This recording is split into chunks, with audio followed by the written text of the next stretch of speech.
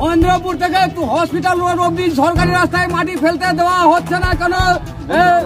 ভূমি কর্মদক্ষ জবাব চাই, জবাব দাও। সরকারি জায়গায় মাটি ফেলতে দেওয়া হচ্ছে না কেন? ভূমি কর্মদক্ষর স্বামী সুবান, তুমি জবাব দাও, জবাব দাও, জবাব দাও। না না, মুখে অভিযোগ, আমি কাজ আটকাইনি। আমি বলেছিলাম যে এদিকে আমার পুকুর আছে, ওদিকেও দুদিকে খাস জমি আছে।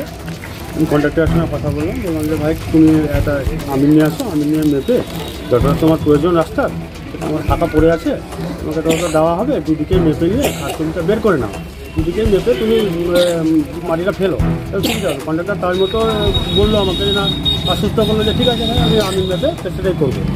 কিন্তু তার মধ্যে কিছু এখানকার যাদের অসুবিধা আছে, যাদের বাড়ি আছে, তারা সমস্যা তৈরি করে আমার উপর চড়াও হয় এবং তারা আমার উপর আমাকে মাঠে ওঠে এবং বিভিন্নভাবে হেনস্থা করে।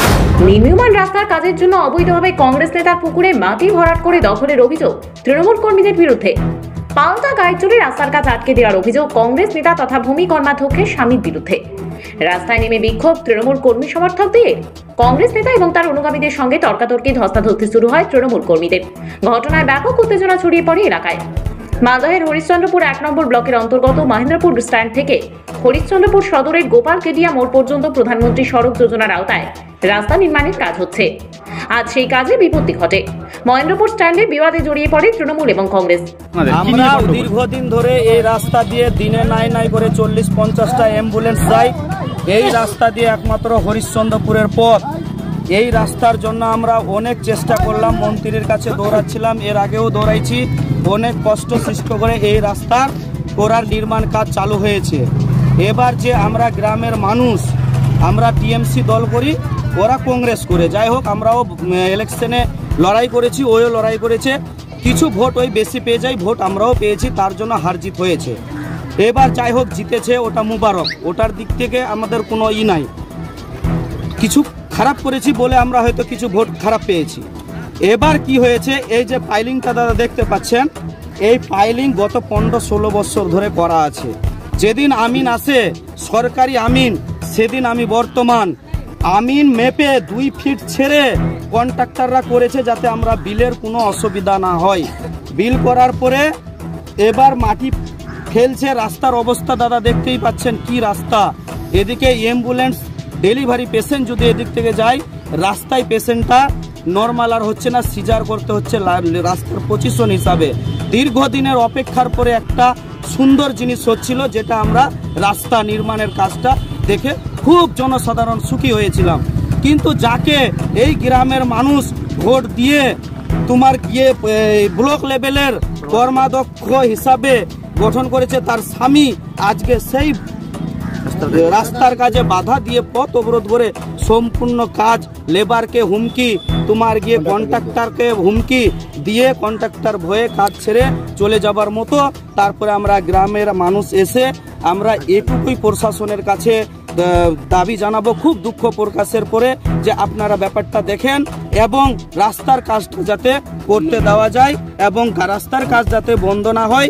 এবং সুভার মাস্টার যেটা আছে সে একদম যা করছে গায়ের জোরে, এখান থেকে ব্লক অব্দি। এর আগে আরেকটা ওর কথা শুনেছি, এর আগে আমরা মাটি কাটার যদি কাজ করতাম যেতাম, এর আগে সিপিএম এর ছিল কর্মাধ্যক্ষ, কোনোদিন কিছু হয়নি। তারপরে বিচে মিডিলের মধ্যে আসলো তোমার টিএমসি কর্মাধ্যক্ষ, কোনো ঝামেলা হয়নি। এখন ওই জুম্মা 8 দিন হয়নি, বেলারু সাহেব বলছে সুভান মাস্টার না যদি বলে আমি রয়্যালিটি দিতে পারবো না। এই কর্মাধ্যক্ষর স্বামী সুভানকে বললে রয়্যালিটি দেয়, আর রয়্যালিটি দেবার পরিবর্তে ওই যা মাং চাই সেই মাঙে পূরণ করতে পারছে না বলে আজকে অনেক জনার এগুলা থেকেও অনেক ব্যাপার আছে। মাত্র জুম্মা 8 দিন হয়নি, এত বড় অন্যায়, এত বড় তো একজন আছে যে বেশি অত্যাচার করে, ওর বেশি দিন যায় না। আরে এদেরকে ভোট দিত না, কিছু টিএমসির কর্মীরা থাকতে অসুবিধা কিছু করেছে বলে, কিন্তু মানুষ জেনে গেছে, মানুষ বুঝে গেছে, সারা জীবন যদি বেঁচে থাকে একে একটাও ভোট দিবে না। কারণ আমরা ভোট দিয়ে গোটা গ্রামের মানুষ ভোট দিল যে রাস্তা ফাস্তায় কোনো আপদ বিপদে কাছে পাবো, ওই নিজের রাস্তা ব্লক করছে, তো এর থেকে আর বেশি ওর কাছে কি আশা রাখা চাই। এই যে রাস্তা নিয়ে যে বিক্ষোভ করছেন, এই রাস্তাটা কোথা থেকে কত দূর গেল আর কত কিলোমিটার রাস্তা আর কত টাকা বরাদ্দ হয়েছে এই রাস্তাটা? এই রাস্তা এখান থেকে আপনার হসপিটাল মোড় গোপালকেরিয়া মোড় পর্যন্ত করা হয়েছে। এবার 1,29,00,000 টাকা হয়েছে, সেটা বোর্ডটা দেখেছিলাম, আমার ঠিক মনে নাই। হ্যাঁ, এরপরেই কাজটা ভালোভাবেই আরম্ভ হয়েছিল। কত ফিট চওড়ার কথা বলা হয়েছে এখানে? 12 থেকে 13 ফিটের মতো চওড়া হবে। আমরা চাইছি সুষ্ঠুভাবে রাস্তাটা হোক। দীর্ঘদিনের অপেক্ষা রাস্তার খুব, এখানে একটা যদি অ্যাম্বুলেন্স চলে আসে ওদিক থেকে, একটা যদি এদিক থেকে পাটের গাড়ি ভুটভুটি যায়, তো পাটের গাড়িটাকে কিংবা ওই অ্যাম্বুলেন্সটাকে আবার পশ্চিম পাড়ায় নিয়ে যেতে হবে, না হলে পাটের গাড়িটাকে আবার পূর্ব পাড়ায় নিয়ে যেতে হবে। তারপরে ক্রসিংয়ের এখানে কোনো জায়গা নাই।